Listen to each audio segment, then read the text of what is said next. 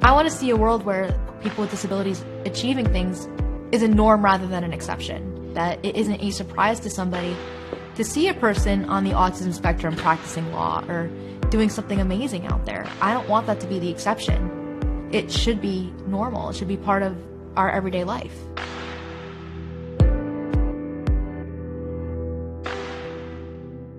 Haley was about 2 or 3, not verbal, just not hitting the milestones that normal children hit at certain age points, but she was doing things that were extraordinary, puzzles of 100 pieces, 200 pieces.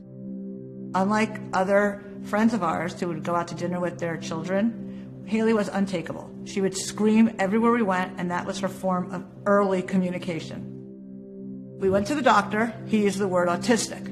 Didn't even know what it meant back then. He started explaining to me and said I would be lucky if my daughter would hold a minimum wage job. She would never have any friends. And it was really doom and gloom.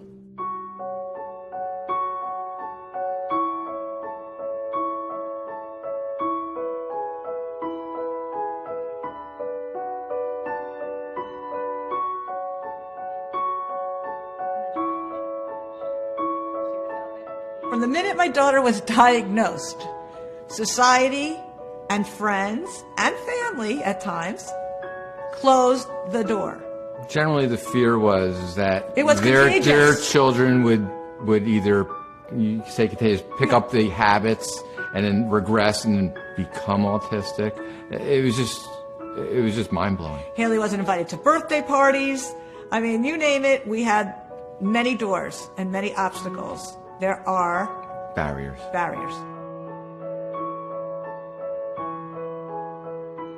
I was 9 years old when my parents first sat me down to talk about autism with me. And at the time, I was obsessed with Harry Potter.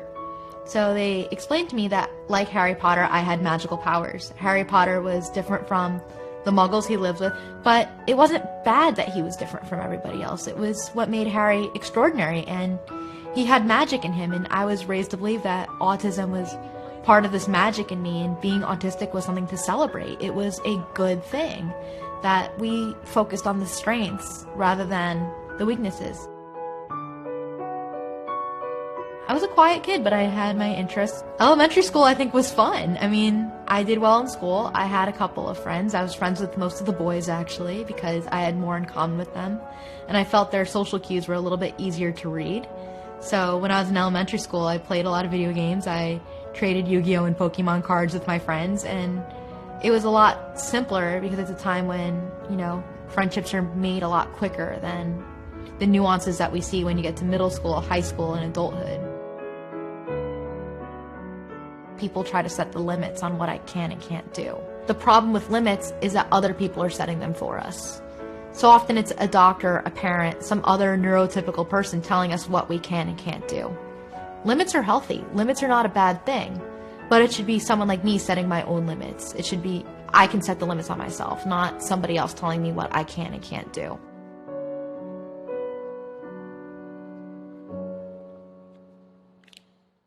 Good morning, everyone.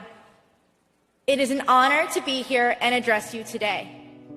After 3 years, today is our last day together as Miami Law.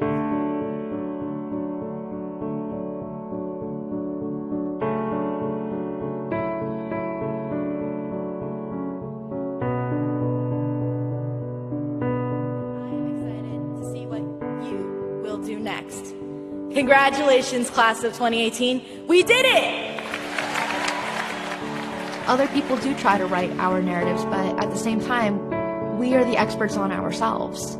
I can tell you why certain things are hard for me better than anybody else, more than a professional who studies autism or even parents. I can be the one who explains why a sensory overload is too much. A parent might say, okay, we know that jazz music might be too loud for this person, and I could say, it's the saxophone that really gets me every single time. So often with autism and the conversation surrounding it, we hear a lot from parents and professionals. We don't always hear from people on the spectrum, and that is problematic in itself too. And I also understand that autism is a spectrum, and you might not hear from someone who's nonverbal unless you listen to words that they type or another way that they communicate. But still, it's important to have different voices in that conversation.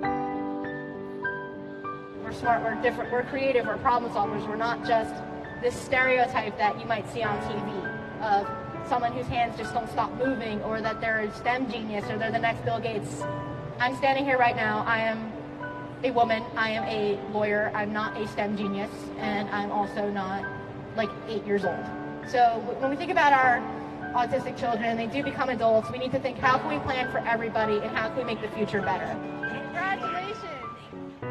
What's extraordinary, I think, about people with disabilities is how we adapt to a world that isn't designed for us, in a world that has odds stacked against us at every turn. And it's something that people with disabilities and autistic people do every day, as we get through certain barriers that exist in our path that the world doesn't think about.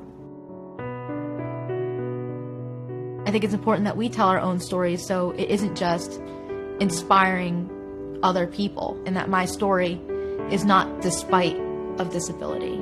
My story is because disability is a part of who I am.